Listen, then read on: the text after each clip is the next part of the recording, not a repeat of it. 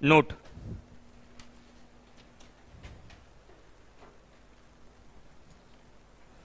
Note में लिखिएगा, Keshavananda Bharti case में न्यायालय ने कहा कि केशवानंद भारती केस में न्यायालय ने कहा कि संसद प्रस्तावना में संशोधन तो कर सकती है, संसद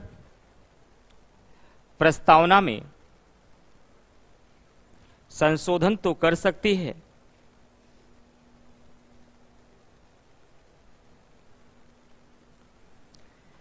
लेकिन यह संशोधन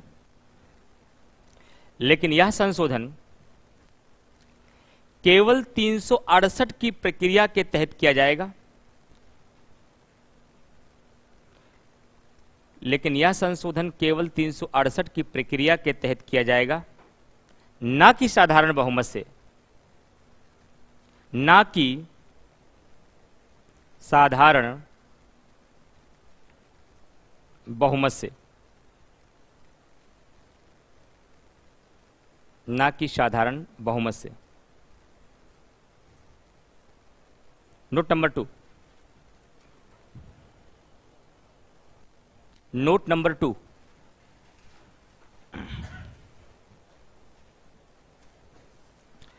नोट नंबर 2 में लिखेगा, संसद प्रस्तावना को संशोधित तो कर सकती है,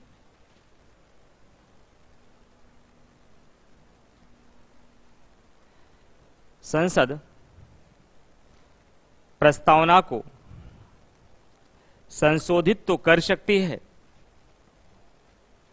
लेकिन संसद की यह शक्ति असीमित नहीं है, अंडरलाइन, लेकिन संसद की यह शक्ति असीमित नहीं है।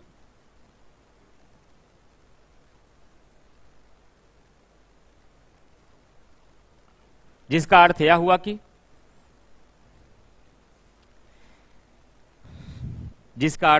कि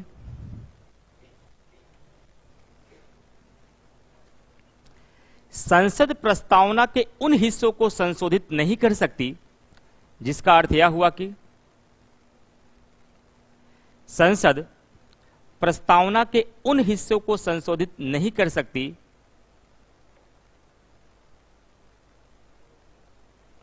जो हमारे संविधान का मूल ढांचा है, अंडरलाइन, जो हमारे संविधान का मूल ढांचा है।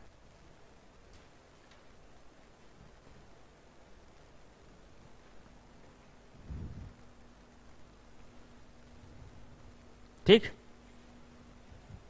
इसमें से कौन कौन सी हेडिंग को आपने देख लिया, एक बार चेक कर लीजिए।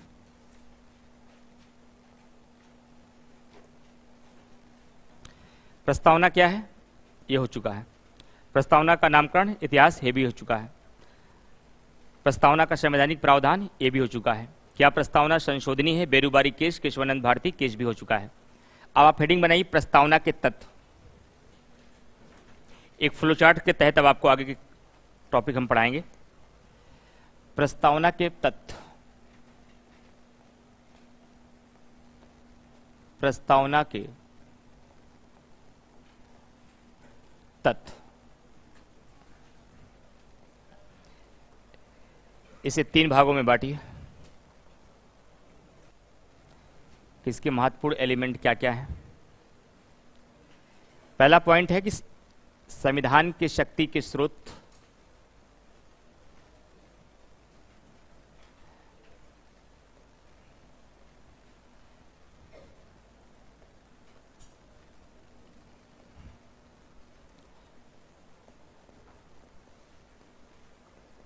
संविधान के शक्ति के स्रोत को बताती है।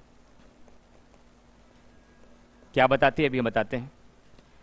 दूसरा है संविधान की प्रकृति को बताती है, संविधान के प्रकृति को बताती है।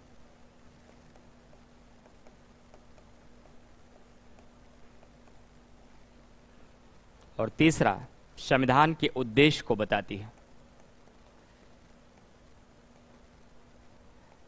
संविधान के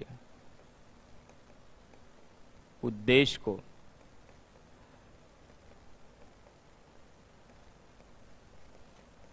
बताती है। शक्ति के स्रोत को कैसे बताती है? क्योंकि यह बताती है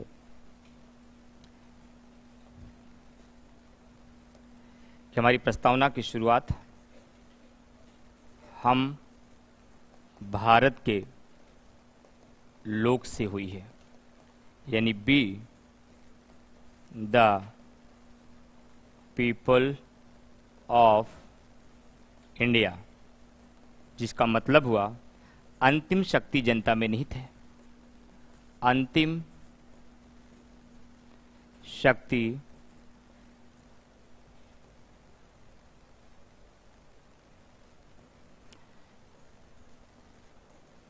जनता में निहित है। और दूसरी बात,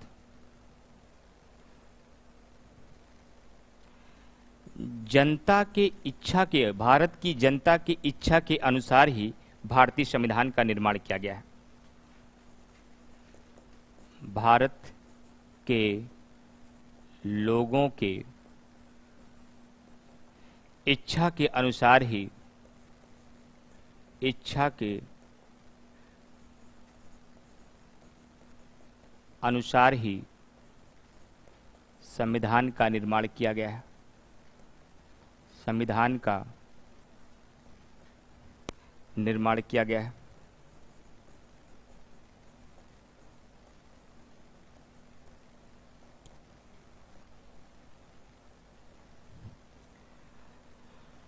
और ये प्रकृति में चार बातें बताती है कि पांच। सबसे पहले, भारत एक संपूर्ण प्रभुत्व संपन्न देश है। संपूर्ण प्रभुत्व संपन्न देश है। दूसरा, समाजवादी। तीसरा, पंथ निरपेक्ष। चौथा, लोकतंत्रात्मक।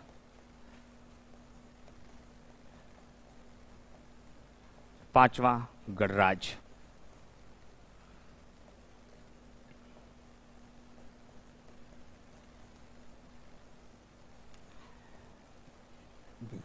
उद्देश्य में क्या बताती है? ये तीन प्रकार के न्याय की बात करती है। स्वतंत्रता को बताती है, समता और बंधुत्व की भावना।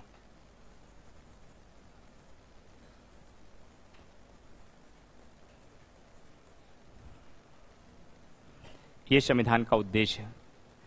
पहले ये फ्लो चार्ट बनाइए, फिर इसके माध्यम से आपको समझाते हैं।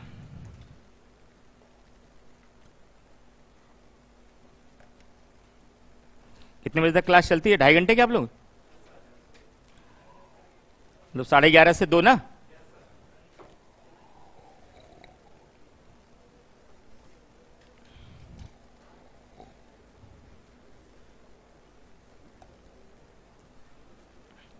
यही लास्ट सब्जेक्ट आपका बचा भी है ना? लगभग हिस्ट्री भी हो गया, जैसा साइंस बचा है। ज्योग्राफी बचा है? ज्योग्राफी तो हो गया होगा। अच्छा, हिंदी बचा होगा। मिक्स है ना, जो बाद में आए होंगे उनका नहीं हुआ होगा, जो पहले के हैं उनका हो गया होगा। ये नोट कर लिया आप लोगों ने? अब इसको समझिए, आधे घंटे आपको लगेगा इसको समझने में। हम मिटाएंगे नहीं, परेशान मत, डर क्यों रहे आप लोग? इसको ऊपर करें ताकि आप और अच्छे से देख पाए इसको। देखिए, सबसे पहली बात, सबसे पहला डिबेट, जो हमारी प्रस्तावना लिखी गई उसका पहला शब्द क्या है? हम भारत के लोग, be the people of India. पहली बात देखिए, अगर आप चाहते हैं कि प्रस्तावना पे ऐसे कमांड रहे कि एक क्वेश्चन कहीं से इधर उधर ना होने पाए हमारा, प्रस्तावना आपको याद रहनी चाहिए। प्रस्तावना आपको याद होगा, 70% खेल यहीं से हो जाता है। जो कॉन्सेप्चुअल सवाल है, फैक्चुअल तो आप क्लियर कर लेंगे। तो प्रस्तावना क्या लिखी गई है आपकी? हम भारत के लोग भारत को एक संपूर्ण प्रभुत्व संपन्न, समाजवादी, पंथ निरपेक्ष, लोकतंत्रात्मक गणराज्य बनाने के लिए तथा उसके समस्त नागरिकों को सामाजिक, आर्थिक, राजनीतिक न्याय, विचार, अभिव्यक्ति, विश्वास, धर्म और उपासना की स्वतंत्रता, प्रतिष्ठा और अवसर की समता तथा उन सब में व्यक्ति की गरिमा और राष्ट्र की एकता और अखंडता को सुनिश्चित करने वाली बंधुता को बढ़ाने के लिए दृढ़ संकल्प होकर आज दिनांक 26 नवंबर 1949 को एतत् द्वारा इस संविधान को अंगीकृत, अधिनियमित और आत्मार्पित करते हैं। जिसको ये प्रस्तावना याद है, अपने आप 70% क्वेश्चन हो जाते हैं, वहीं से सारे नए सवाल बनते हैं। कमाल की बात यह है कि प्रस्तावना से सवाल हर बार आते हैं, हर बार नया सवाल आ जाता है। इसका मतलब है कोई भी नया सवाल कॉन्सेप्ट लेवल पे आपसे पूछा जा सकता है।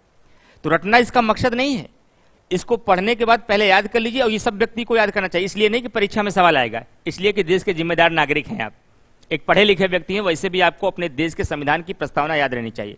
बहुत शर्म लगती है जब संसद में खड़े होकर लोग प्रस्तावना को 10 बार देखते हैं फिर भी गलत पढ़ते हुए आगे पीछे करते हैं।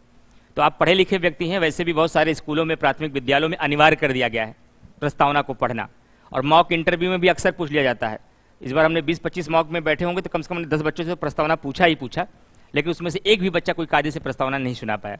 तो उसमें सॉरी बोलना पड़ता प्रस्तावना के लिए, और नीली बत्ती का ख्वाब रखे हैं तो थोड़ा सा खुद बुरा लगता है ना। तो प्रस्तावना को याद कर लीजिए, ये आपका होमवर्क है आज के लिए। अब सवाल उठता है कि इसमें शब्दावलियों की हमें बात करना है, जो प्रस्तावना में जितने शब्दों की बात की गई उसकी चर्चा करनी है। पहला शब्द है हम भारत के लोग। सबसे ज्यादा विवाद तो इसी पे हो गया। हमारी प्रस्तावना का पहला शब्द लिखा गया है be the people of India, हम भारत के लोग। और पश्चिम के विधिवेत्ताओं ने कहा भारत की प्रस्तावना ही गलत है। लोगों ने कहा क्यों? कहा इन्होंने पहला शब्द लिखा है be the people of India, हम भारत के लोग, जिसका मतलब हुआ कि भारत के लोगों की इच्छा के अनुसार संविधान का निर्माण हुआ है। तो कहा इसमें क्या डाउट है? कहा संविधान का निर्माण आपके यहां किसने किया है? कहा संविधान सभा ने किया है। कहा संविधान सभा का चुनाव कैसे हुआ है? कहा प्रत्यक्ष रूप से। कहा प्रत्यक्ष रूप का चुनाव का मतलब क्या होता है? कहा जहां जनता डायरेक्ट भागीदारी ना करे। तो कहा जनता की इच्छा कहां है? भारतीय संविधान सभा का गठन तो एक ब्रिटिश अधिनियम के तहत हुआ है, कैबिनेट मिशन प्रस्ताव के तहत संविधान सभा का गठन हुआ और चुनाव हुआ, और उसमें 11 प्रांतीय विधानसभाओं ने भाग लिया, 93 देशी रियासतों ने भाग लिया। जनता ने तो कहीं मतदान ही नहीं किया। और आप लिख रहे हैं कि be the people of India, हम भारत के लोग, यानी भारत की इच्छाओं के अनुसार भारतीय संविधान का निर्माण किया है। तो आप भारत को हल्के में मत लीजिए, वहां अंबेडकर और BN राव जैसे व्यक्ति बैठे थे। कहा ठहरो, भारतीय संविधान की प्रस्तावना को यूं ही भारत के लोग नहीं लिख दिया गया है, उसके पीछे कुछ ठोस कारण भी हैं, वहां झांककर आपने नहीं देखा। कहा जिस समय भारत आजाद हुआ तो 200 सालों से वैसे लूट के आपने रख लिया था। भारत की अंग्रेजों ने लूटने के बाद ऐसी स्थिति नहीं थी, आर्थिक रूप से हम इतने संपन्न नहीं थे कि हम प्रत्यक्ष रूप से लगभग 40 करोड़ की आबादी का चुनाव करा पाते।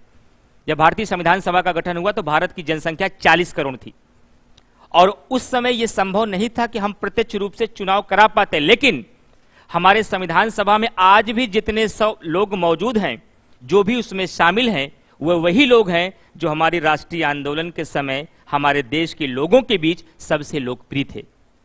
अगर हम प्रत्यक्ष रूप से चुनाव करा भी देते तब भी हमारे संविधान सभा में वही लोग एंट्री मारते जो आज एंट्री मारे हुए हैं। तो हमारे संविधान सभा में एक व्यक्ति भी ऐसा नहीं है जो जनता की इच्छा के विपरीत व्यक्ति हुआ हो। वही व्यक्ति हैं जो जनता के बीच सबसे लोकप्रिय थे। तो हमने भले ही प्रत्यक्ष रूप से चुनाव नहीं कराया, फिर भी हमारे संविधान सभा में वही लोग शामिल हैं जो हमारी जनता के बीच सबसे लोकप्रिय थे, और उन लोगों ने भारत की लोगों की इच्छाओं के अनुरूप ही भारतीय संविधान को गढ़ने का प्रयास किया है। अतः भारतीय संविधान की प्रस्तावना का पहला वाक्यांश be the people of India, हम भारत के लोग, अप्रासंगिक नहीं बल्कि प्रासंगिक है। और यह कहकर पूरे पश्चिम के विधिवेत्ताओं के मुंह को बंद कर दिया भारतीय संविधान निर्माताओं ने। क्लियर? तो हमारी प्रस्तावना अप्रासंगिक नहीं है। Be the people of India से हमारी प्रस्तावना की शुरुआत होती है, जिसका मतलब होता है हम भारत के लोग, जिसका अर्थ होता है कि भारत के लोगों की इच्छाओं के अनुरूप संविधान का निर्माण हुआ है। तो भले ही चुनाव हमारा अप्रत्यक्ष रूप से हुआ, सार्वभौमिक वयस्क मताधिकार का परिणाम नहीं था, लेकिन फिर भी जनता की इच्छाओं के अनुरूप ही भारतीय संविधान को लिखा गया है। क्लियर? दूसरा मुद्दा अब आपको यहां पर देखना है। ये 4 शब्द आपके लिए बहुत महत्वपूर्ण है। यहां से कोई फैक्ट का क्वेश्चन नहीं बनता, सारे क्वेश्चन यहां के कॉन्सेप्ट के बनते हैं। और इन 4 शब्दों के महत्व को अगर आपने समझ लिया तो आधा संविधान आपका खत्म हो जाएगा। पूरा संविधान आप समझ जाएंगे कि हमारे संविधान निर्माताओं ने, संविधान सभा ने भारत के लिए कैसा संविधान लिखा है, अगर इन 4 शब्दों को आपने समझ लिया। रटना नहीं है, समझना है इसे। ये क्या बताती है? हमारे संविधान की प्रकृति को बताती है। अपना रूम पार्टनर भी लेते हैं तो दूसरे से पूछते कैसा नेचर है इसका। उग्रवादी टाइप का है, सुबह जल्दी उठता है, जल्दी से गुस्से में आ जाता है, काम बराबर से करता है कि नहीं करता है, सफाई रखता है कि नहीं रखता है। क्यों? क्योंकि उसके नेचर से ये पता चल जाता है कि यह हमारे साथ चल पाएगा या नहीं चल पाएगा। तो ये हमारे संविधान की प्रकृति को बता रही है, कि नेचर को बता रही है कि हमारा संविधान कैसा है। तो इसको जानने के बाद पूरे संविधान के व्यक्तित्व का परीक्षण कर लेंगे आप कि भारतीय संविधान कैसे लिखा गया है। और इसका पहला पॉइंट क्या है? संपूर्ण प्रभुत्व संपन्न। इसका मतलब क्या हुआ? सोवरेन। आप दोपहर वाले बैच के पीसीएस में थे क्या? ये ग्रीन, हाँ ना, ठीक। आपका ये टॉपिक छूटा था क्या? ये संपूर्ण प्रभुत्व संपन्न का मतलब क्या हुआ? एक शब्दों में अगर कहा जाए, ऐसा देश जो अपने आंतरिक और बाह्य निर्णय लेने के लिए अंतिम शक्ति रखती हो, किसी के अधीन ना हो, किसी बाह्य सत्ता का, किसी विदेशी राज्य का हमारे किसी आंतरिक और बाह्य मामले में किसी भी प्रकार का कोई हस्तक्षेप ना हो। अगर ऐसा कोई देश है जो अपने आंतरिक और बाह्य मामलों में अंतिम निर्णय लेने की शक्ति रखती है, ऐसे देश को क्या कहा जाएगा? संपूर्ण प्रभुत्व संपन्न देश कहा जाएगा। तो क्या आपके अनुसार भारत एक सोवरेन कंट्री है? भारत एक संपूर्ण प्रभुत्व संपन्न देश है। आपको याद होगा जब पहली बार 20 जून 2014 को मोदी जी ने शपथ लिया था तो अपनी पहली यात्रा भूटान की कर दी। अमेरिका को बहुत मिर्ची लगी, उसमें ओबामा वहां के राष्ट्रपति थे, कि दुनिया के सुपर पावर हम बैठे हैं और आप भूटान की यात्रा कर रहे हैं। लेकिन कहीं ना कहीं मोदी जी ने यही संदेश दिया, India is a sovereign country. हम ये तय करेंगे हम भूटान की यात्रा करेंगे या मालदीव की या ऑस्ट्रेलिया या अमेरिका की, आप तय नहीं करेंगे। ये हमारा मामला है, किस देश के साथ कैसा संबंध रखना है, कहां की यात्रा करना है, इसके लिए हम स्वतंत्र हैं। और दूसरी बार भी 24 जून 2019 को भी जब शपथ लिया, फिर से एक बार मोदी जी ने अपनी पहली यात्रा मालदीव से की। ये दोनों सवाल आयोग ने आपसे पूछा है जो मैं बोल रहा हूं, भूटान और मालदीव का दोनों सवाल आपके एग्जाम में आ चुका है। आपके एग्जाम का मतलब आयोग का कोई भी एग्जाम, समीक्षा अधिकारी नहीं, वो पीसीएस भी हो सकता है, तो ध्यान रखिएगा। तो कहीं ना कहीं मोदी जी ने भी यह संदेश अभी वर्तमान परिप्रेक्ष्य में दिया है कि भारत वर्तमान में एक संपूर्ण प्रभुत्व संपन्न देश है। लेकिन जिस प्रकार से हम भारत के लोग पर एक दाग लगाया गया, उसी प्रकार से हमारी संपूर्ण प्रभुत्व संपन्नता पर भी एक दाग लगाया गया। वो दाग कैसे लगा? जब भारत आजाद हुआ तो भारत राष्ट्रमंडल का सदस्य बना रहा, कॉमनवेल्थ का मेंबर बना रहा, वहां से अपनी सदस्यता को समाप्त नहीं किया। जबकि आयरलैंड जैसे देश ने स्वतंत्रता के पश्चात कॉमनवेल्थ से अपने सभी संबंध को समाप्त कर दिया। तो पश्चिम के कुछ लोगों ने कहा, भले ही भारतीय संविधान या भारत देश अपने आप को संपूर्ण प्रभुत्व संपन्न देश मानता है, लेकिन भारत एक संपूर्ण प्रभुत्व संपन्न देश नहीं है। मैं मेंस की धारा में नहीं जाऊंगा, क्योंकि मेंस पे इसी पे सवाल आता है पीसीएस में। आपका समीक्षा अधिकारी का बैच है जहां लिखना नहीं है, थोड़ा उससे पहले ही आपको समझा के हम खत्म करेंगे इसको। सवाल उठता है कि भारत का संपूर्ण प्रभुत्व संपन्नता खतरे में है। पूछा गया क्यों? कहा भारत तो राष्ट्रमंडल का सदस्य है, और राष्ट्रमंडल का सदस्य होने का मतलब हुआ कि राष्ट्रमंडल का अध्यक्ष ब्रिटेन है, और इससे हमारी संपूर्ण प्रभुत्व संपन्नता प्रभावित होगी, हमारी संप्रभुता प्रभावित होगी। तब 1949 अप्रैल में एक प्रधानमंत्रियों की बैठक हो रही थी, उसमें जवाहरलाल नेहरू ने इस तर्क को खारिज किया। जवाहरलाल नेहरू ने कहा, हम राष्ट्रमंडल के सदस्य हैं, इस बात को हम एक्सेप्ट करते हैं, लेकिन हमने राष्ट्रमंडल की सदस्यता अपनी स्वेच्छा से ग्रहण की है। क्या? हमने राष्ट्रमंडल की सदस्यता अपनी स्वेच्छा से ग्रहण की है, और साथ ही साथ एक संपूर्ण प्रभुत्व संपन्न देश के रूप में की है। और हम राष्ट्रमंडल को एक स्वशासी राष्ट्रों का स्वतंत्र संगठन मानते हैं। अतः जिस दिन भी राष्ट्रमंडल की कोई भी विचारधारा हमारे आंतरिक और बाह्य मामलों में दखल देगी, कोई हस्तक्षेप करेगी, जिस प्रकार से अपनी स्वेच्छा से हमने राष्ट्रमंडल की सदस्यता प्राप्त की है, वैसे ही अपनी स्वेच्छा से हम उसको छोड़ भी देंगे। अतः भारत भले ही राष्ट्रमंडल का सदस्य है, लेकिन इससे भारत की संप्रभुता पर कोई प्रभाव नहीं पड़ता। इस प्रकार से इसको खारिज किया गया। और साथ ही साथ यह भी कहा गया कि भारत राष्ट्रमंडल का सदस्य है, उसका अध्यक्ष ब्रिटेन है, लेकिन भारत केवल उसे औपचारिक प्रमुख मानता है, वास्तविक प्रमुख नहीं मानता। अतः राष्ट्रमंडल की सदस्यता से भारत की संप्रभुता पर रत्ती भर फर्क नहीं पड़ता। आपके प्री में सवाल क्या पूछा जाएगा? संपूर्ण प्रभुत्व संपन्न का अर्थ क्या है? एक शब्द में आपको बताना है, ऐसा देश जो आंतरिक मामलों में स्वतंत्र हो, ऐसा देश जो केवल बाह्य निर्णय लेने के लिए स्वतंत्र हो, ऐसा देश जो अपने आंतरिक और बाह्य दोनों मामलों में निर्णय लेने के लिए स्वतंत्र हो, या इनमें से कोई नहीं। तो आंसर क्या होगा? सी, ऐसा देश जो अपने आंतरिक और बाह्य मामलों में किसी भी प्रकार के निर्णय लेने की अंतिम शक्ति रखता है, ऐसे देश को क्या कहा जाएगा? संपूर्ण प्रभुत्व संपन्न देश कहा जाएगा। क्लियर? दूसरा पॉइंट, भारतीय राज्य व्यवस्था के भीतर समाजवादी तत्वों को भी शामिल किया गया है। और कमाल की बात है कि समाजवादी शब्द हमारे मूल संविधान में नहीं था। जोड़ा कब गया? इसे 42वें संविधान संशोधन के माध्यम से 1976 में जोड़ा गया। लेकिन जैसे ही समाजवाद शब्द शामिल हुआ, वैसे ही हमारे संविधान पर सवाल उठने लगा, क्या भारतीय प्रस्तावना में जिस समाजवाद को शामिल किया गया वो कार्ल मार्क्स का समाजवाद है? वो साम्यवादी विचारधारा से प्रभावित है? आंसर है नो। अब सबसे पहला सवाल कि कार्ल मार्क्स के समाजवाद में ऐसा क्या है जिसकी वजह से भारतीय संविधान की प्रस्तावना में जिस समाजवाद को शामिल किया गया है उसे कार्ल मार्क्स का समाजवाद न मान करके गांधी और नेहरू की विचारधारा का समाजवाद माना गया। कार्ल मार्क्स का समाजवाद भी अपने अधिकारों की प्राप्ति की बात करता है और भारतीय प्रस्तावना में जिस समाजवाद को शामिल किया गया है वो भी अधिकारों की प्राप्ति की बात करता है। लक्ष्य दोनों के एक है, लेकिन साधन अलग हैं। उनके साधन हिंसात्मक हैं, अशांतिपूर्ण हैं, क्योंकि कार्ल मार्क्स का समाजवाद कहता है कि अपने लक्ष्यों की प्राप्ति के लिए, अपने अधिकारों को प्राप्त करने के लिए अगर हिंसा की भी जरूरत पड़े तो हिंसा करो। सरकार जैसे इकाई को अगर उखाड़ फेंकने की जरूरत पड़े तो उसे भी उखाड़ दो, लेकिन अपने अधिकारों को प्राप्त करो। क्या भारत की विचारधारा ऐसी है? हमने तो अपनी आजादी भी हिंसा से नहीं प्राप्त की, समाजवाद को कैसे प्राप्त कर सकते हैं? इसलिए भारतीय संविधान के भीतर जिस समाजवाद को प्राप्त किया रखा गया है वहां पर अपने लक्ष्यों को प्राप्त करने की बात की गई, लेकिन यह लक्ष्य कैसे प्राप्त होगा? शांतिपूर्ण और अहिंसात्मक तरीके से प्राप्त किया जाएगा। इसके लक्षण क्या है? विशेषता क्या है? समाजवाद का मतलब क्या हुआ? इसके 3 महत्वपूर्ण लक्षण बताए गए कि भारत के भीतर जो आय की विषमता है, विषमता समझते हैं? असमानता, अमीरी और गरीबी का जो गैप है उस गैप को समाप्त किया जाएगा। राज्य ऐसी नीतियां बनाएगी, ऐसे कानून बनाएगा, ऐसे प्रावधान लाएंगे, ऐसे अधिनियम लाए जाएंगे ताकि अमीरी और गरीबी के बीच को गैप को क्या किया जा सके?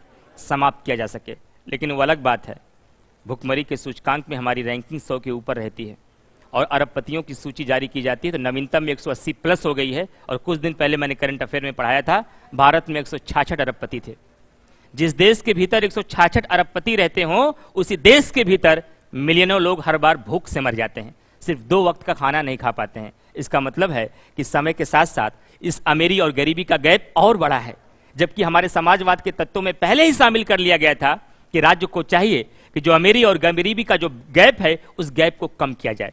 इसका मतलब है कि समाजवाद के तत्वों को प्राप्त करने में, इसके लक्षणों को प्राप्त करने में अभी सरकारें सफल नहीं हो पाई हैं, भले ही हम आज़ादी का 75वीं वर्षगांठ मना चुके हैं और अमृत काल में हम जी रहे हैं, लेकिन फिर भी अभी हमने समाजवादी लक्ष्यों को प्राप्त नहीं किया है। दूसरा पॉइंट यहां पर कहा गया कि समाजवाद के अंतर्गत सभी वर्गों का कल्याण किया जाए। क्या किया जाएगा? सभी वर्गों का कल्याण किया जाएगा, विशेषकर वंचित समूह का। आरक्षण की महक यहीं से आ गई कि राज्य इस प्रकार से योजना बनाएगी कि ताकि देश के भीतर जितने भी लोग हैं सबका कल्याण हो, लेकिन सबके कल्याण में विशेष तौर पर किनका ध्यान रखा जाए? वंचित समूह का। वंचित समूह का मतलब क्या है? जो किसी सामाजिक कारणों से, जो आर्थिक कारणों से, राजनीतिक कारणों से पिछड़ेपन का शिकार हो गए हैं, उनको पीछे से धक्का दीजिए, उनको पीछे से सपोर्ट कीजिए, उनके लिए कुछ विशेष प्रावधान कीजिए। यही धक्का क्या है? यही सपोर्ट क्या है? रिजर्वेशन। तो रिजर्वेशन देश के लिए बुरा नहीं है, रिजर्वेशन तो समानता को लाने के लिए लाया गया था। जो पंक्ति में बहुत पीछे खड़े हुए लोग थे उनको सपोर्ट करके आगे लाने के लिए कहा गया था ताकि वो भी मुख्य धारा में आ पाए। और साथ ही साथ क्या कहा गया? देश के पास जो भी संसाधन होंगे उसका वितरण इस प्रकार से किया जाए ताकि पंक्ति में खड़ा हुआ अंतिम व्यक्ति तक उसकी पहुंच हो पाए। इसका सीधा सा मतलब है कि देश के पास जो भी रिसोर्सेस हैं, देश के पास जो भी संसाधन हैं, उसका वितरण केवल मुट्ठी भर लोगों तक ना हो, बल्कि उसका वितरण इस प्रकार से हो ताकि अंतिम सबसे पीछे बैठे हुए बच्चे तक उसकी पहुंच हो पाए। इन 3 तत्वों को समाजवाद में शामिल किया जाएगा। तो लोगों ने आगे चल के सवाल पूछा कि भारतीय प्रस्तावना में जिस समाजवाद का प्रयोग किया गया उसको क्या नाम दिया जाए?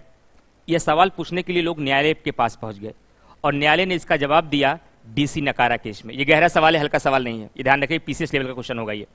डीसी नकारा केस, ये केस आया था 1992 में। किस केस में आया था? सॉरी, माफी चाहेंगे, 1982 में। 1982 में डीसी नकारा केस में भी न्यायालय से पूछा गया, भैया ये बताओ, हमारी प्रस्तावना में जिस समाजवाद का प्रयोग किया गया उससे हम क्या दें? साम्यवादी समाजवाद कहें, कार्ल मार्क्स का समाजवाद कहें, गांधी और नेहरू के प्रभावित समाजवाद कहें, क्या कहें उससे? तो न्यायालय ने भी कहा कि हमारी प्रस्तावना में जिस समाजवाद का प्रयोग किया गया है वह कार्ल मार्क्स के समाजवाद और गांधी और नेहरू की विचारधारा से प्रभावित समाजवाद का सम्मिश्रण है, उसका मिक्सचर है, लेकिन बावजूद उसके वह गांधी और नेहरू की विचारधारा की ओर झुका हुआ है। यानी कि वह उन लक्ष्यों को नहीं प्राप्त करता जो कार्ल मार्क्स का है, बल्कि वह उन लक्ष्यों की प्राप्ति करता है जो गांधी और नेहरू की विचारधारा से प्रभावित है। और न्यायपालिका ने एक बार फिर से अपनी ये बात दोहराई, इसके अंतर्गत 3 महत्वपूर्ण लक्षण होंगे। राज्य आय की विषमता को समाप्त करेगा, देश के संसाधनों का उचित वितरण करेगा और सभी वर्गों का कल्याण करेगा, विशेषकर वंचित समूह का। तो पूछा गया, एक शब्द में बताइए क्या कहना चाहेंगे? अगर समग्र रूप में कहा जाए तो भारतीय प्रस्तावना में जिस समाजवाद का प्रयोग किया गया है वह एक लोकतंत्रात्मक समाजवाद है। This is the question of IAS. ये यूपीएससी का सवाल है कि हमारी प्रस्तावना में किस समाजवाद का प्रयोग किया गया है। इन संपूर्ण निष्कर्ष के बाद यह निष्कर्ष निकलता है कि भारतीय प्रस्तावना में जिस समाजवाद का प्रयोग किया गया है वह एक लोकतंत्रात्मक समाजवाद है, डेमोक्रेटिक सोशलिज्म है। समझ में आ गया? अगर परीक्षा में सवाल आए तो आप क्या बताएंगे? हमारी प्रस्तावना में जिस समाजवाद का प्रयोग किया गया वह क्या है? वह एक लोकतंत्रात्मक समाजवाद है। घटना चक्र में मिलेगा जब क्वेश्चन आप सॉल्व करेंगे। क्लियर? तीसरा मुद्दा और खतरनाक था आपका पंथ निरपेक्ष शब्द। इसको मैंने पहले ही बता दिया, ये मूल संविधान में नहीं था। कब शामिल किया गया? 42वें संविधान संशोधन 1976 के मतलब। लेकिन मैंने पहले ही आपको समझा दिया, ये भले ही मूल संविधान में नहीं था, लेकिन संविधान निर्माता भारत को एक पंथ निरपेक्ष राष्ट्र ही बनाना चाहते थे। लेकिन सवाल उठता है कि पंथ निरपेक्षता का मतलब होता क्या है सर? सेकुलर का मतलब क्या? What is a secularism? इसके 2 अर्थ हैं। अगर एक शब्द में पूछा जाए, जो एग्जाम में क्वेश्चन पूछा जाए उसके अकॉर्डिंग इसका अर्थ क्या है? ऐसा कोई भी देश जिसका अपना कोई राजकीय धर्म नहीं होता, ऐसे देश को क्या कहा जाता है? पंथ निरपेक्ष देश कहा जाता है। यह 3 प्रकार के राज्यों से अलग होता है। जो धर्मतंत्री राज्य हैं उनसे अलग है, जो धर्म विरोधी राज्य हैं उनसे भी अलग है, जो धार्मिक राज्य हैं उनसे भी अलग है। भारत न धार्मिक राज्य है, भारत न धर्मतंत्री राज्य है जो धर्मों के अनुसार चलता है, और न भारत धर्म विरोधी राज्य है कि भारत के भीतर धर्मों का विरोध किया जाए, बल्कि भारत क्या है? एक पंथ निरपेक्ष राज्य है, जिसका मतलब हुआ भारत का कोई अपना राजकीय धर्म नहीं है। लेकिन सवाल उठता है, पंथ निरपेक्ष देशों में राज्य का, यह राज्य का मतलब यूपी बिहार नहीं है, यहां राज्य का मतलब सरकार है। राज्य का धर्म के साथ रिलेशन क्या होगा? यह क्वेश्चन आपके एग्जाम में पूछा जाता है। अगर कोई देश एक पंथ निरपेक्ष देश है तो पंथ निरपेक्ष देश के भीतर राज्य और धर्म के बीच का रिलेशन क्या होता है? क्या राज्य धर्म का सहयोग करता है? बिल्कुल नहीं। पंथ निरपेक्ष देश के भीतर राज्य धर्म का सहयोग नहीं करता है। क्या राज्य धर्म का विरोध करता है? अगर विरोध करता तो भारत धर्म विरोधी राज्य होता। यानी कि पंथ निरपेक्ष राज्य के भीतर राज्य न तो धर्म का सहयोग करता है और न ही धर्म का विरोध करता है, बल्कि धर्म के साथ कैसा रिश्ता रखता है? न्यूट्रलिटी का, जिसका मतलब हुआ तटस्थता का। न तो उसका विरोध करेगा और न ही उसका सहयोग करेगा, लेकिन इस बात का हमेशा ध्यान रखेगा जब वह कोई कार्य करे, जब वह कोई योजनाएं बनाए, जब वह कोई कानून बनाए, उसमें धर्म का प्रभाव ना दिखे और सभी धर्मों के साथ समान व्यवहार करे और सभी धर्मों के विचारों को समान सम्मान दे। फिर से दोहराता हूं अपनी बात को। पहली बात ध्यान क्या रखना है?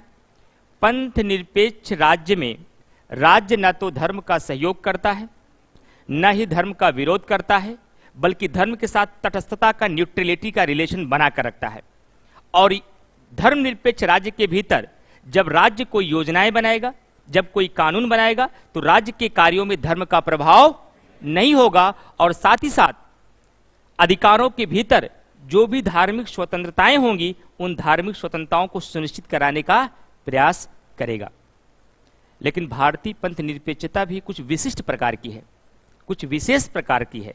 तो हमारी पंथ निरपेक्षता नकारात्मक नहीं है, सकारात्मक है। कई सारे बच्चों के मन में सवाल होता है कि सर पंथ निरपेक्ष की जगह कहीं कहीं किताबों में धर्मनिरपेक्ष भी लिखा रहता है। हमारे संविधान में धर्मनिरपेक्ष शब्द इसीलिए शामिल नहीं किया गया क्योंकि धर्मनिरपेक्ष थोड़ा नकारात्मक शब्द हो जाता है। वहां धर्मनिरपेक्ष, क्योंकि पश्चिम में जहां धर्मनिरपेक्ष को शामिल किया गया वहां पश्चिम के देशों ने धर्म का विरोध किया और भारत के भीतर धर्म का विरोध करना इसका लक्ष्य नहीं था। इसलिए संविधान निर्माताओं ने कहा कि हमारे संविधान के लिए पंथ निरपेक्ष शब्द ठीक होगा, धर्मनिरपेक्ष शब्द ठीक नहीं होगा। यह एक नकारात्मक कॉन्सेप्ट देता है, जबकि पंथ निरपेक्ष एक सकारात्मक अवधारणा रखता है जो किस पर आधारित है? गांधीवादी सिद्धांत सर्वधर्म समभाव के सिद्धांत पर कार्य करती है। इसीलिए भारत में पंथ निरपेक्ष राज्य होने के बाद भी अगर राज्य चाहे सभी धर्मों को ध्यान में रखते हुए कुछ धार्मिक कार्य कर सकता है, क्योंकि जैसे ही मैंने बोला कि राज्य धर्म का न तो विरोध करेगा ना ही कोई धार्मिक कार्य करेगा, आपके मन में सवाल आएगा। मैंने तो बहुत सारे धार्मिक कार्य करते हुए देखे हैं। हज यात्रा के समय हज सब्सिडी भी दी जाती है, अमरनाथ यात्रा के समय कुछ खास सुविधाएं भी दी जाती हैं, माघ मेला के समय परिवहन को निःशुल्क कर दिया जाता है। ये धार्मिक कार्य किस आधार पर करती है? आप तो कह रहे हैं कि जो धर्म पंथ निरपेक्ष राज्य होते हैं वो धार्मिक कार्य नहीं करते हैं। हमारी पंथ निरपेक्षता नकारात्मक नहीं है, हमारी पंथ निरपेक्षता सकारात्मक है। और जिसका सीधा सा मतलब यह हुआ कि अगर राज्य सभी धर्मों को ध्यान में रखे और सभी धर्मों को ध्यान में रखते हुए मुसलमानों के लिए भी कुछ खास काम कर सकती है और हिंदू धर्मों के लिए भी कुछ खास काम कर सकती है।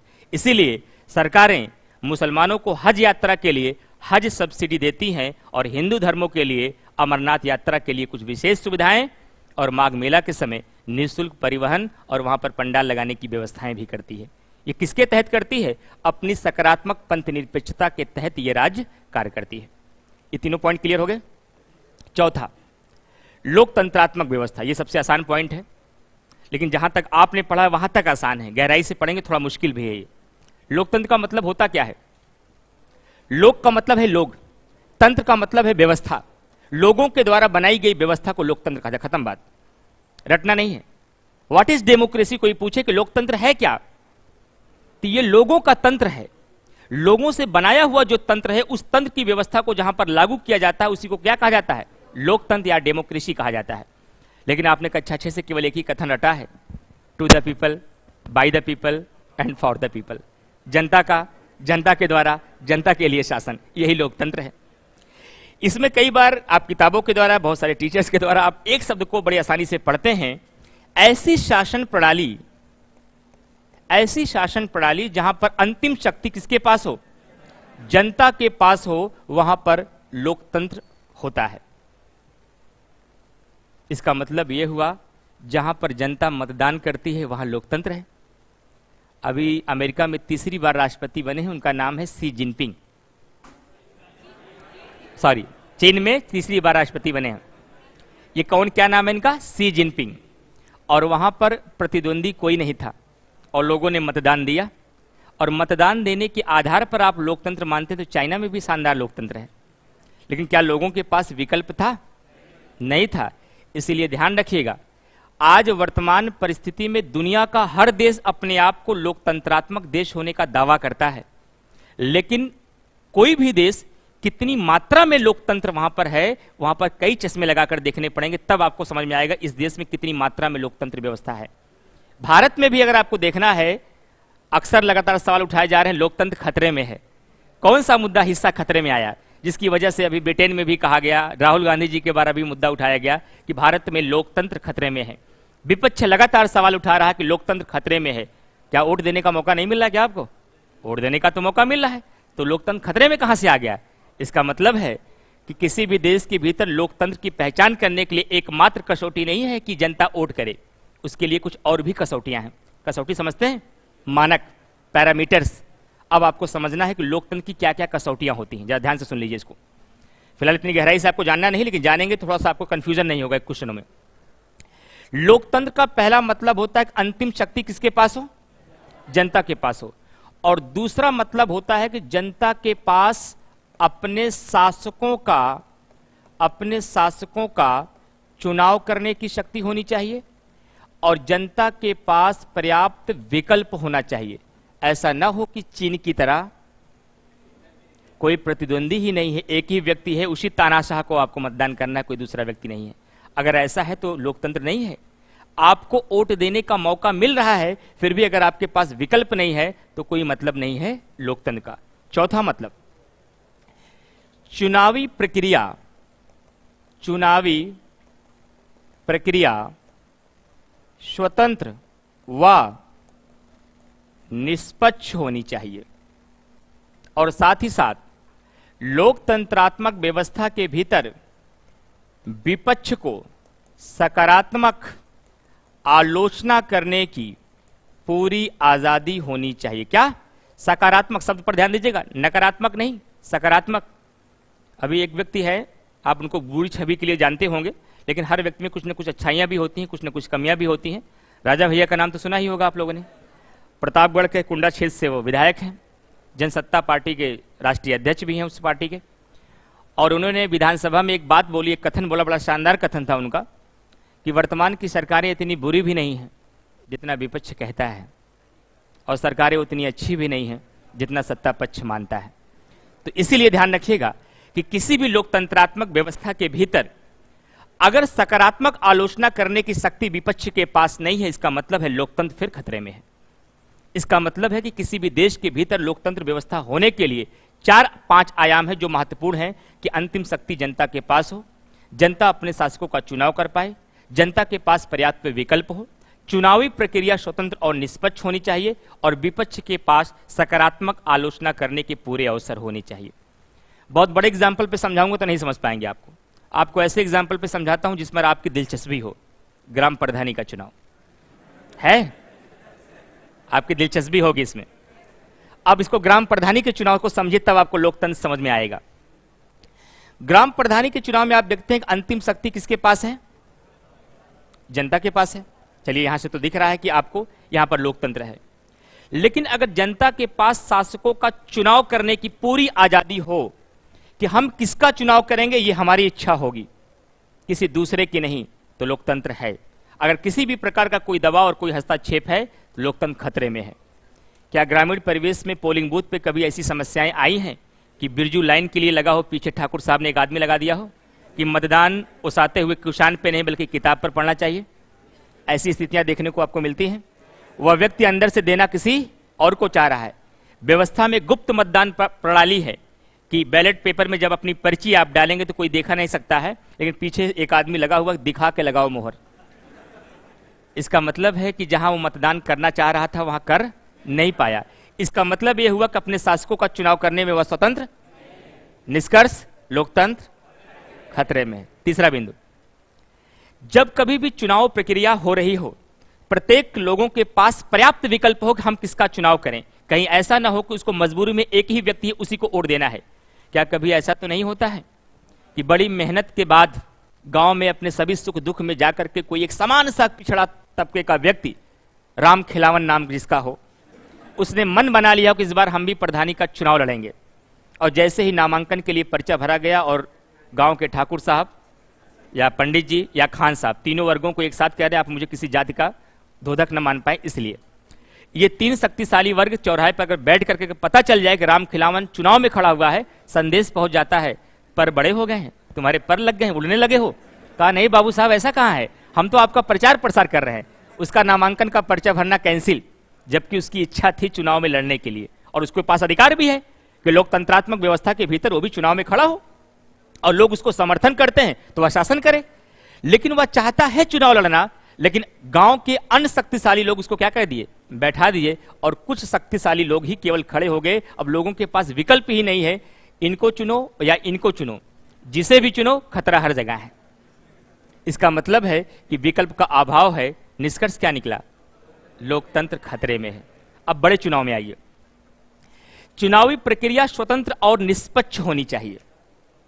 छोटे स्तर पर एग्जाम्पल देखिए कि बहुत बार पोलिंग बूथ पे आपने नाम सुना होगा, बूथ कैप्चरिंग। चुनाव के लिए लंबी पंक्तियां लगी हैं, अंदर आप जाते हैं, एक व्यक्ति ऐसा खड़ा हुआ है, जागरूकता का भी अभाव है।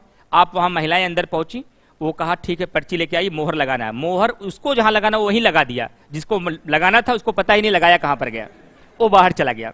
ये तो ग्रामीण परिवेश में देखने को मिलती है। और बड़े परिवेश में जो वर्तमान में सबसे ज्यादा चर्चा में है कि बटन चाहे जहां दबाओ दबेगी कमल पर, तो यह भी क्या हो जाएगा। इसका मतलब यह है कि चुनावी प्रक्रिया में जो स्वतंत्र और निष्पक्ष प्रणाली होनी चाहिए चुनाव प्रक्रिया की, वो हो नहीं पा रही है, वो प्रक्रियाएं हो नहीं पा रही है। इसीलिए अभी सर्वोच्च न्यायालय ने भारत के निर्वाचन आयोग की नियुक्ति में परिवर्तन कर दिया। आने वाली परीक्षा में सवाल आएगा। अब भारत में निर्वाचन आयुक्तों की जब नियुक्ति की जाएगी तो उसके लिए एक समिति बनाई जाएगी, एक कमेटी बनाई जाएगी। वो कमेटी राष्ट्रपति को सलाह देगी, तब उसके बाद निर्वाचन आयुक्तों की नियुक्ति की जाएगी। ऐसा क्यों किया गया है? ताकि लोकतंत्रात्मक व्यवस्था को मजबूत बनाया जाए और चुनाव प्रक्रिया को स्वतंत्र और निष्पक्ष बनाया जा सके। क्योंकि इससे पहले क्या था, मुख्य चुनाव आयुक्त और अन्य आयुक्तों की नियुक्ति राष्ट्रपति करता था, मंत्रिपरिषद की सलाह पर करता था। मंत्रिपरिषद का अध्यक्ष प्रधानमंत्री होता था, यानी कि निर्वाचन आयुक्त वही है जो प्रधानमंत्री ने चाहा है, प्रधानमंत्री का आदमी है, उसी के अकॉर्डिंग वो काम करेगा। लेकिन अब क्या कर दिया गया है कि निर्वाचन आयुक्त वह व्यक्ति बनेगा जिसको 3 लोग सलाह देंगे। उसमें कौन कौन शामिल होगा? सर्वोच्च न्यायालय का मुख्य न्यायाधीश, भारत का प्रधानमंत्री, लोकसभा का विपक्ष का नेता, और यदि विपक्ष के नेता का पद खाली है तो जो सबसे बड़ी पार्टी होगी जो उसका नेता होगा उसमें शामिल होगा, और ये 3 सदस्यीय समिति जिसको सलाह देगी वही भारत का मुख्य निर्वाचन आयुक्त बनेगा। अब आप लोग को पीसीएस मेंस नहीं देना है, ये पीसीएस मेंस में आने वाला सवाल पहले से तय हो चुका है, इस बार मेंस में सवाल ही आएगा। क्योंकि लोकतंत्रात्मक व्यवस्था को मजबूत करने के लिए अभी हाल फिलहाल में क्या किया गया है, जो चुनाव आयुक्त की नियुक्ति की प्रक्रिया है उसमें परिवर्तन किया गया है। और साथ ही साथ जब विपक्ष को सकारात्मक आलोचना करने के लिए और सवाल पूछने के लिए प्रश्नकाल में शून्यकाल में पूरी आजादी होनी चाहिए। ऐसा ना हो कि माइक बंद कर दिया जाए। अगर ऐसा हुआ तो ये माना जाएगा कि लोकतंत्रात्मक व्यवस्था खतरे में है। जो भी बातें मैं बोलता जाऊं मुझे किसी पार्टी का व्यक्ति मत समझिएगा, मैं संविधान का आदमी हूं, मैं संविधान के अकॉर्डिंग बात करूंगा। आप ऐसा मत समझिएगा कि इमरान सर कहीं ऐसा तो नहीं है कि कांग्रेसी है ऐसी बात की घुमा घुमा के बोले, तो हम कोई वाले नहीं है, हम संविधान वाले हैं, ध्यान रखिएगा, ठीक है। संविधान के लिए जो देश के लिए बेहतर होगा उसी मुद्दे पर चर्चा करते हुए हम आगे बढ़ेंगे। तो इन परिप्रेक्ष्य से अगर देखेंगे तो भारत को झांक कर देखिए, भारत कितनी मात्रा में लोकतंत्रात्मक व्यवस्था में सफल है। कमियां तो भारत में ही, दुनिया का कोई देश 100% लोकतंत्र नहीं हो सकता, बस मात्रा का अंतर होता है। फिर भी पूरी दुनिया के भीतर जहां जहां लोकतंत्र है उन सभी से तुलना किया जाए तो भारत में सबसे ज्यादा सफल लोकतंत्र माना जाता है। अब सवाल उठता है कि सर दुनिया का हर देश अपने आप को लोकतंत्रात्मक देश होने का दावा क्यों करता है, ऐसा क्यों? भविष्य में अगर आपको इंटरव्यू देने का मौका मिले पीसीएस का और आपसे पहला सवाल पूछा ही जाता है, आपने बहुत सारे मॉक इंटरव्यू देखा भी होगा, आप पीसीएस क्यों बनना चाहते हैं? आप में ऐसे कौन से 3 गुण हैं कि हम आपको पीसीएस बना दें, हम आपको सिविल सेवक के लिए चयनित कर दें? तो आप कहते हैं हमारे पास करुणा है, दूसरों का दर्द देख ही नहीं पाते हैं, चाहे आपको दर्द का कोई प्रभाव न पड़ता हो। ऐसा क्यों कहते हैं? क्योंकि हमारे समाज की सबसे आदर्श स्थिति है। क्यों? क्योंकि हमारे समाज की सबसे आदर्श स्थिति है। उसी प्रकार से जितनी भी प्रकार की शासन प्रणाली है, उन शासन प्रणालियों में से सबसे आदर्श स्थिति किसे माना जाता है? लोकतंत्र को। इसलिए दुनिया का हर देश अपने आप को लोकतंत्रात्मक देश होने का दावा करता है, लेकिन कौन सा देश कितनी मात्रा में लोकतंत्र है, इतनी कसौटियों को जब चयन करेंगे और मूल्यांकन करेंगे तब जान पाएंगे कि कौन कितनी मात्रा में लोकतंत्रात्मक है। क्लियर? सबसे अंतिम बिंदु बता करके अब लिखना शुरू करिए। एक अंतिम बिंदु है गणराज्य, रिपब्लिकन। ये व्यवस्था कहां से ली गई है? फ्रांस। बहुत बढ़िया। ये रिपब्लिकन व्यवस्था जो है, गणतंत्र, ये फ्रांस से ली गई है। गणतंत्र होने का मतलब क्या है? ऐसा देश जिसका राष्ट्राध्यक्ष वंशानुगत ना होकर निर्वाचित होता हो। कमाल की बात है, हमने पार्लियामेंट्री सिस्टम को, हमने संसदीय प्रणाली को ब्रिटेन से लिया और हमसे पहले लोकतंत्र वहां था। बावजूद उसके हम लोकतंत्र होने के साथ साथ गणराज्य बन गए और ब्रिटेन आज तक गणराज्य नहीं बन पाया। ब्रिटेन का राष्ट्राध्यक्ष अभी भी वंशानुगत होता है, निर्वाचित नहीं होता है। और भारत लोकतंत्र होने के साथ साथ क्या है? गणराज्य है। इसका मतलब भारत क्या है? एक लोकतंत्रात्मक गणराज्य देश है, एक लोकतंत्रात्मक गणतंत्र है भारत। लेकिन इसका एक मतलब यह भी होता है जो एक बार यूपीएससी ने पूछ लिया, क्योंकि सभी किताबें केवल यही लिखकर छोड़ दी हैं कि गणराज्य होने का मतलब जहां का राष्ट्राध्यक्ष वंशानुगत ना होकर निर्वाचित होता है। लेकिन दूसरा भी एक कसौटी है जो नहीं लिखती किताबें कई बार। इसका मतलब क्या है? कौन बताएगा क्लास में? जो पुराने बच्चे अगर 1-2 बैठे होंगे जो पढ़े होंगे जरूर बता सकते हैं। कहां तक? बहुत बढ़िया। देश के भीतर जितने भी सार्वजनिक पद हैं, सार्वजनिक का मतलब क्या होता है? पब्लिकली, जहां तक सबके जाने की पहुंच होती है। कोई भी पद किसी के लिए आरक्षित नहीं होगा, किसी भी पद पर पहुंचने की सबकी शक्ति होगी अपनी योग्यता के अनुसार। क्या ऐसा कहा गया है आईएएस केवल पुरुष बनेंगे, महिला नहीं? प्रधानमंत्री केवल हिंदू बनेगा, मुस्लिम नहीं? ऐसा तो नहीं कहा गया है। तो जिस देश के भीतर गणतंत्रात्मक व्यवस्था होगी, उसका एक मतलब यह भी हुआ कि देश के सभी सार्वजनिक पद सभी व्यक्तियों के लिए खुले होंगे, किसी भी व्यक्ति के लिए आरक्षित नहीं होगा। तो आप कहेंगे अनुच्छेद 16 क्लास 4 में लिखा आरक्षण दिया जाता है। वो आरक्षण इसीलिए दिया जाता है ताकि उनकी पहुंच वहां तक हो पाए जो अभी तक हो नहीं पाई है। इसीलिए कहा जाता है, इंदिरा साहनी केस में न्यायपालिका ने कहा आरक्षण समानता का विरोधी नहीं है, बल्कि आरक्षण समानता को लाने का प्रयास करता है। ठीक है, चलिए लिखिए।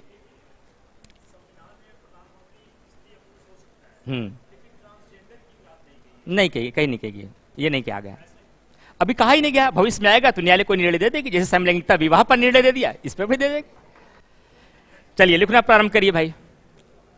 सबसे पहले पॉइंट लिखिए, बुलेट फॉर्म में लिखना है। सबसे पहला पॉइंट लिखिएगा। ये फ्लो चार्ट बना लिया सब लोगों ने ना? तो पहला पॉइंट ऐसे लिखिएगा एरो लगा करके। हमारी प्रस्तावना का पहला वाक्यांश, हमारी प्रस्तावना का पहला वाक्यांश सिंगल इन्वर्टेड कॉमा में लिखिएगा, हम भारत के लोग हैं। हमारी प्रस्तावना का पहला वाक्यांश हम भारत के लोग हैं, जिसका अर्थ यह हुआ कि जिसका अर्थ यह हुआ कि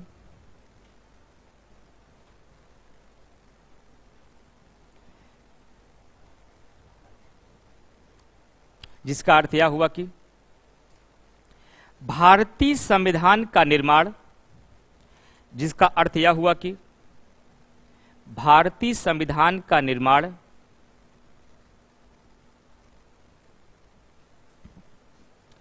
भारत की जनता के इच्छा के अनुरूप हुआ है। भारत के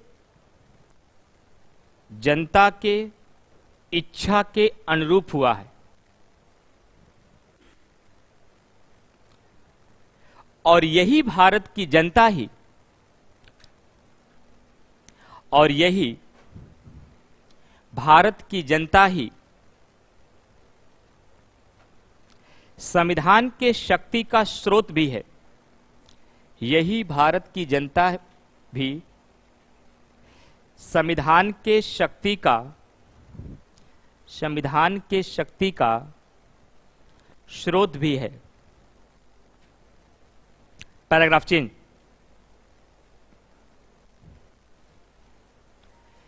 पश्चिम के कुछ विधिवेत्ताओं ने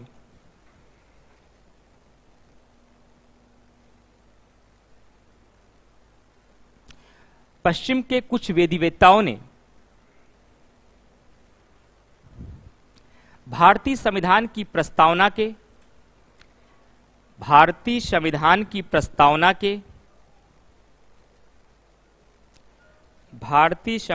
प्रस्तावना के इस वाक्यांश पर यह आरोप लगाया है कि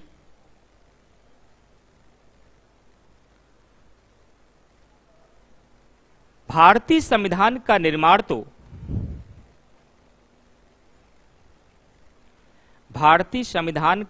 तो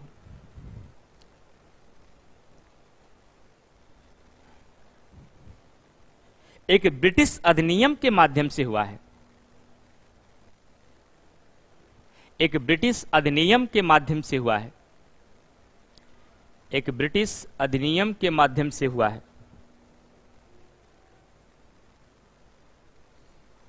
और संविधान सभा का गठन भी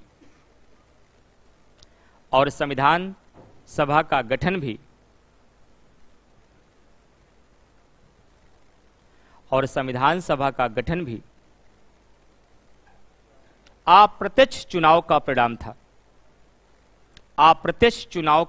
था।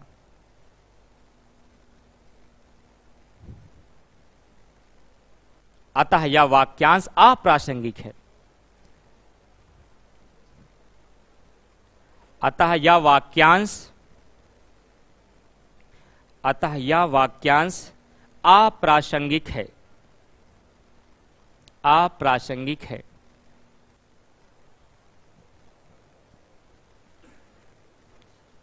Paragraph change.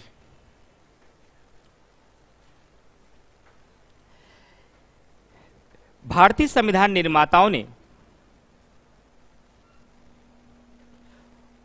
उपरोक्त आरोपों को यह कहकर खारिज कर दिया कि भारतीय संविधान निर्माताओं ने उपरोक्त आरोपों को यह कहकर खारिज कर दिया कि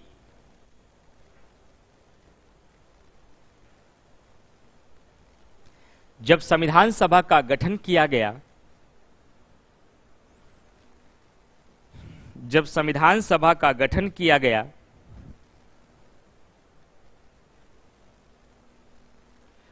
उस समय प्रत्यक्ष रूप से चुनाव संपन्न करा पाना संभव नहीं था। उस समय प्रत्यक्ष रूप से चुनाव संपन्न करा पाना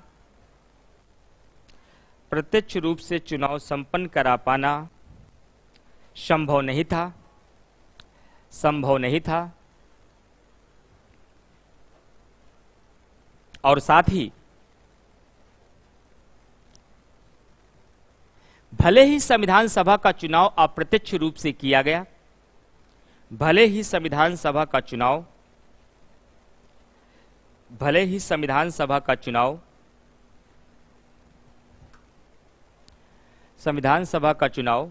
अप्रत्यक्ष रूप से किया गया, लेकिन फिर भी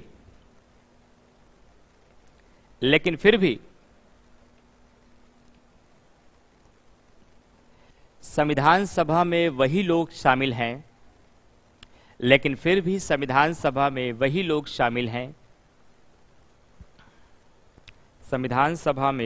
शामिल हैं, जो हमारे राष्ट्रीय आंदोलन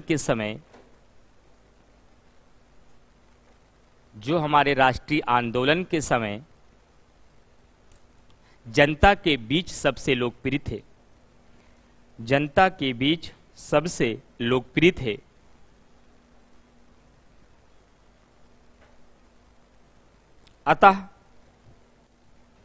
अतः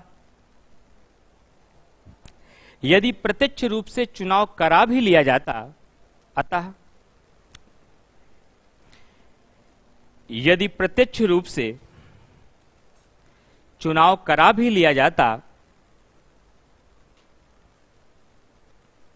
तब भी संविधान सभा में वही लोग होते जो आज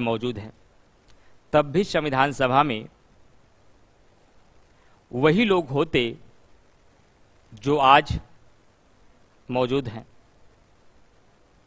अतः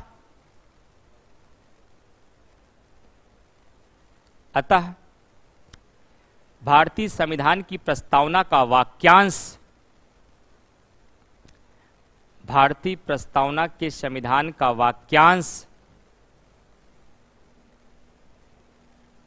हम भारत के लोग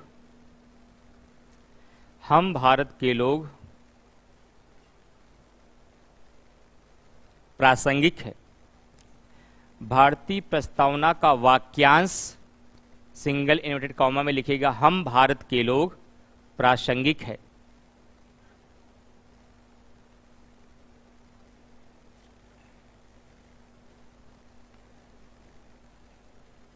अगली हेडिंग बनाइएगा, प्रस्तावना की महत्वपूर्ण शब्दावलियां।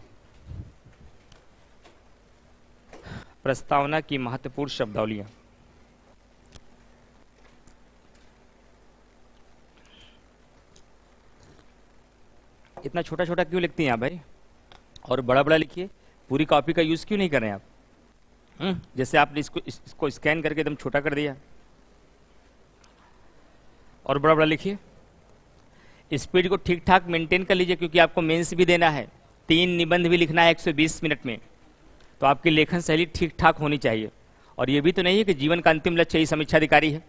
आगे चल करके जैसे जैसे तैयारी आपकी मजबूत होती जाती होगी, वैसे वैसे आपका लालच अब पीसीएस की तरफ बढ़ता जा रहा होगा, और करना भी चाहिए भविष्य में आपको। जिसकी समीक्षा अधिकारी की तैयारी हो चुकी है और घर से कोई दबाव और बंधन नहीं है, समय सीमा उम्र की गई नहीं है, तो आपको निसंदेह रूप से पीसीएस देना चाहिए। क्योंकि समीक्षा अधिकारी के प्रीलिम्स लेवल तक तैयारी होने के बाद लगभग 20% और मेहनत कर दिया जाए, 30%, तो पीसीएस निकल जाता है। और इसके बाद केवल मेंस रह गया। मेंस बहुत आसान हो गया है, वैकल्पिक विषय समाप्त हो गया है। उसकी जगह उत्तर प्रदेश का पेपर यूपी स्पेशल जुड़ा है, जीएस पेपर 5 में भी और 6 में भी। अब आपको यूपीएससी वाले बच्चे यहाँ नहीं आएंगे, अदर स्टेट वाले भी बच्चे यहाँ नहीं आएंगे। इसलिए भविष्य में जो कम उम्र वाले बच्चे हैं, 21 से 23 साल, 24 साल, 25 साल तक, तो मेरी ये राय रहेगी, अपना पहला लक्ष्य समीक्षा अधिकारी बनाया है, बहुत शानदार, बहुत अच्छी बात है। इससे एक नौकरी पहले ले लीजिए, लेकिन पीसीएस को आराम से साधा जा सकता है। जिस बच्चे का अगर समीक्षा अधिकारी प्री निकल सकता है, तो इसका मतलब है उसको केवल 40% मेहनत और कर लेगा, पीसीएस क्रैक कर ले जाएगा। उसका लेवल ये बन गया है कि थोड़ा सा मेहनत और कर लेगा, पीसीएस प्री निकल जाए। केवल मेंस में लिखना सीख ले, वो जो रटने की बहुत आदत पड़ चुकी है, लेखन शैली डेवलप कर ले, आराम से मेंस निकाला जा सकता है, कोई मुश्किल बात नहीं है। इसलिए कोशिश करिए कि जो बच्चे गंभीर हैं, अच्छे हैं, और जिनकी लेखन शैली भी थोड़ा बहुत ठीक ठाक है, तो पीसीएस के लिए जरूर आगे उसको दिमाग में रखें। हेडिंग बनाइए, संविधान प्रस्तावना की महत्वपूर्ण शब्दावलियां। पहला शब्द लिखिएगा संपूर्ण प्रभुत्व संपन्न। पहला शब्द लिखिएगा, ब्लैक पेन से ही इसको लिखिएगा, संपूर्ण प्रभुत्व संपन्न, सोवरेन। इसमें लिखिए ऐसा देश जो अपने आंतरिक और बाह्य मामले में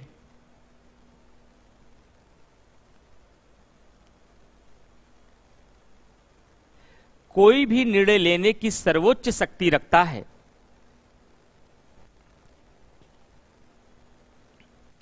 कोई भी निर्णय लेने की सर्वोच्च शक्ति रखता है, कोई भी निर्णय लेने की सर्वोच्च शक्ति रखता है, किसी बाह्य सत्ता या विदेशी राज्य का, कोई बाह्य सत्ता या किसी विदेशी राज्य का कोई हस्तक्षेप नहीं होता, कोई बाह्य सत्ता या विदेशी राज्य का कोई हस्तक्षेप नहीं होता, ऐसे देश को संपूर्ण प्रभुत्व संपन्न देश कहा जाता है। एक फ्लोचार्ट बनाइए।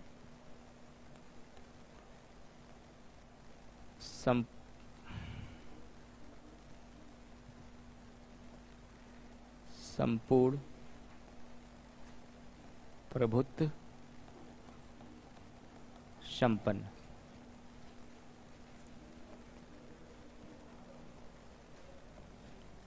एक तरफ लिखिए आंतरिक मामले,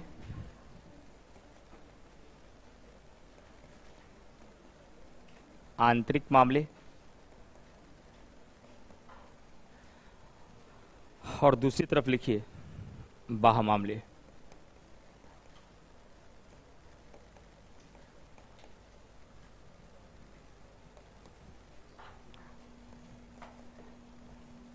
आंतरिक मामले के भीतर सामाजिक, आर्थिक, राजनैतिक एवं धार्मिक मामले और बाह्य मामलों के अंतर्गत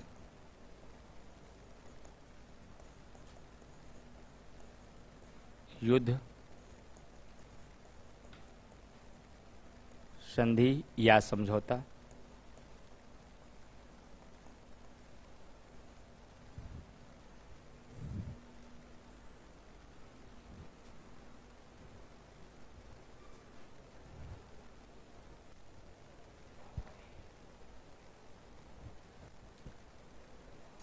सामाजिक, आर्थिक और राजनीतिक और धार्मिक मामले, युद्ध, संधि या समझौता। बाह्य मामलों के अंतर्गत ऐसे मामले आते हैं। और आंतरिक मामले का मतलब हुआ देश के भीतर चाहे कोई सामाजिक मुद्दे से जुड़ा हुआ मामला हो, चाहे आर्थिक मुद्दे से या राजनीतिक या धार्मिक मुद्दे से, ऐसे किसी भी मामलों को लेकर के राज्य किसी भी निर्णय लेने की सर्वोच्च शक्ति रखती है, किसी बाह्य सत्ता के अधीन नहीं होगी। और कोई विदेशी राज्य हमारे किसी आंतरिक और बाह्य मामले में कोई दखल नहीं डालेगा। Paragraph change.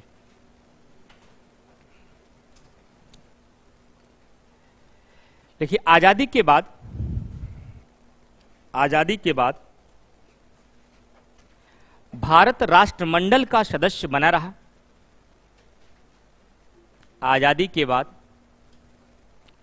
भारत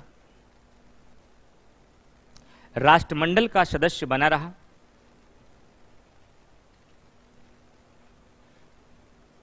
इसलिए भारतीय संप्रभुता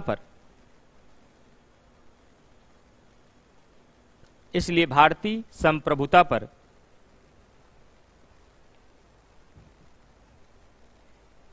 कुछ आक्षेप भी लगाया गया। कुछ आक्षेप का मतलब आरोप ही होता है। कुछ आक्षेप भी लगाया गया, जैसे यदि भारत राष्ट्रमंडल का सदस्य है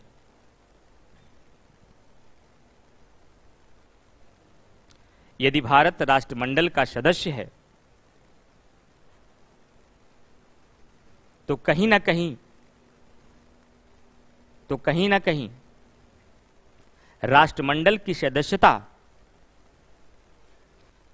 कहीं राष्ट्रमंडल की सदस्यता भारतीय संप्रभुता को प्रभावित करेगी।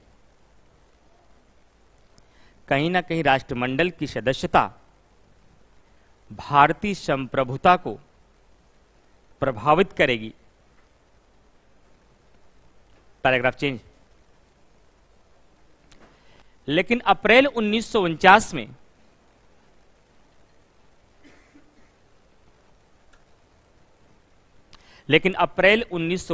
में जे एल नेहरू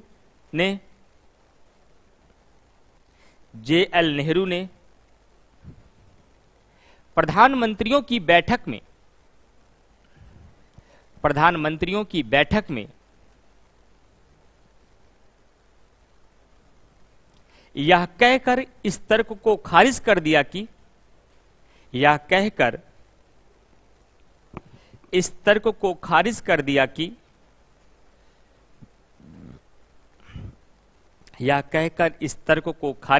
कि भारत ने यदि राष्ट्रमंडल की सदस्यता ग्रहण की है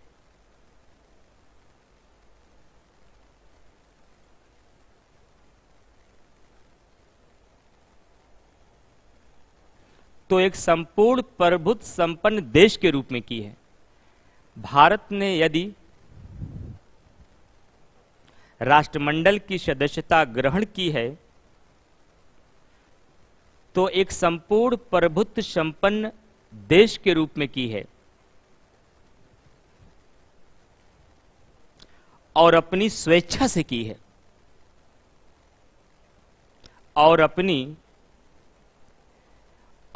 स्वेच्छा से की है।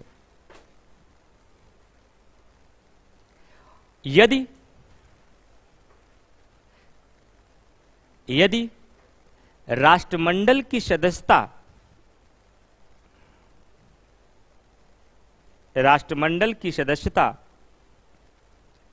भारत की संप्रभुता को प्रभावित करेगी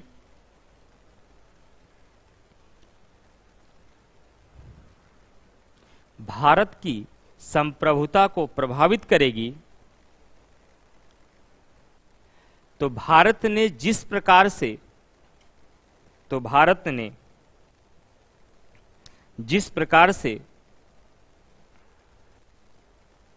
अपनी स्वेच्छा से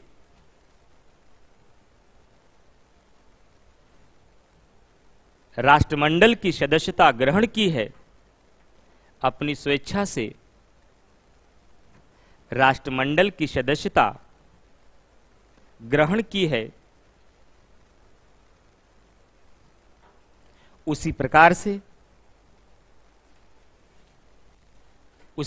से अपनी स्वेच्छा से सदस्यता त्याग भी देगा, अपनी स्वेच्छा से सदस्यता त्याग भी देगा।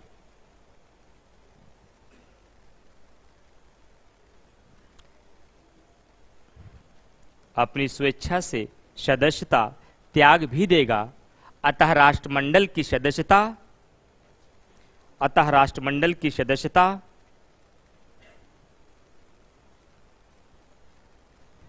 भारतीय संप्रभुता को प्रभावित नहीं करती।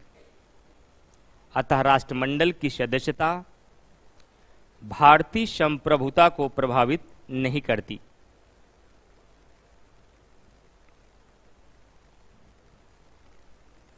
ठीक है भाई। 4 कथन है प्रस्तावना के समय में, जिसकी चर्चा मैंने अभी आपसे साथ नहीं किए हैं। वो 4 कथन भी आपके एग्जाम में बहुत पूछे जाते हैं। 4 क्या बल्कि 5 हैं। पहला कथन है एन ए पालकीवाला का, और एन ए पालकीवाला ने संविधान को क्या कहा? सपनों का। एन ए पालकीवाला ने प्रस्तावना को संविधान का परिचय पत्र कहा। और एक व्यक्ति है, उनका नाम है अल्लादी कृष्णा स्वामी अय्यर, जो प्रारूप समिति के मेंबर भी है। और अल्लादी कृष्णा स्वामी अय्यर ने प्रस्तावना को दीर्घकालिक सपनों का विचार कहा। वहीं तीसरी ओर डॉक्टर भीमराव अंबेडकर जी ने प्रस्तावना को संविधान का पवित्र दस्तावेज कहा। तो कई बार बच्चे कंफ्यूज होते हैं कि सर हमने तो पढ़ा है कि इन्होंने संविधान की आत्मा कहा है। संविधान की आत्मा डॉक्टर अंबेडकर जी ने अनुच्छेद 32 को कहा है। अंबेडकर जी के 4 कथन आपकी परीक्षा में पूछा जाएगा पूरे संविधान को लेकर के।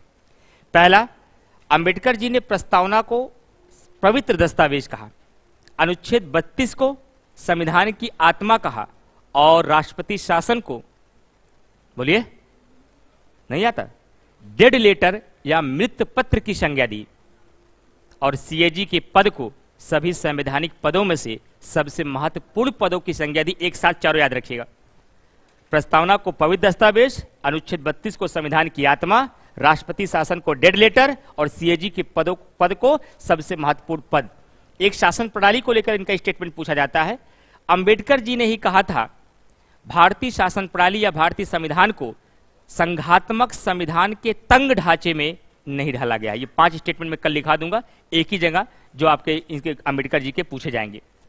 उसके अलावा के.एम. मुंशी जी ने क्या कहा?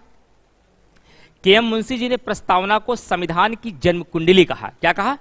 के.एम. मुंशी जी ने प्रस्तावना को संविधान की जन्म कुंडली कहा। वहीं ठाकुर दास भार्गव जी ने कहा preamble is the most precious part of the constitution and preamble is the soul of the constitution. प्रस्तावना हमारे संविधान का सबसे महत्वपूर्ण भाग है, अतः यह हमारे संविधान की आत्मा भी है। और वहीं सुभाष कश्यप एक लेखक हैं, जिनकी सुभाष कश्यप की हमारी संसद नाम की एक किताब भी आती है। उन्होंने भारतीय प्रस्तावना को क्या कहा?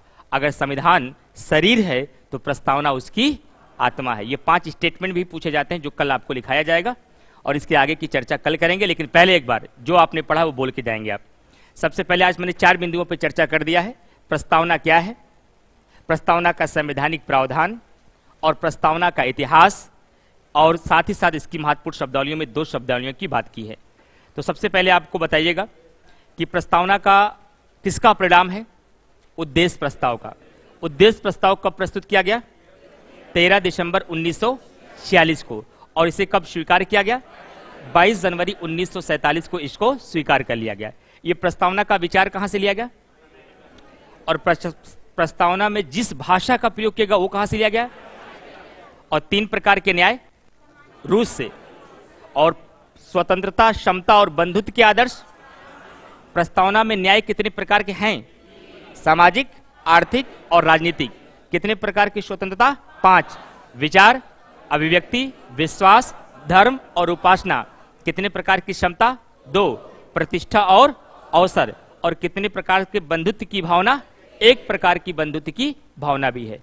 किस केस में प्रस्तावना को संविधान का भाग नहीं माना गया और किस में माना गया? कब संशोधनी बनाया गया? 73 में। और कब संशोधन किया गया? कितने शब्द जोड़े गए? समाजवाद, पंथ निरपेक्ष और अखंडता शब्द को जोड़ा गया। संपूर्ण प्रभुत्व संपन्न का मतलब ऐसा देश जो अपने आंतरिक और बाह्य मामले में अंतिम निर्णय लेने के लिए स्वतंत्र है। यहां तक मैंने चर्चा करा दी है, इसके आगे मैं कल डिस्कस करूंगा। ठीक है। रेगुलर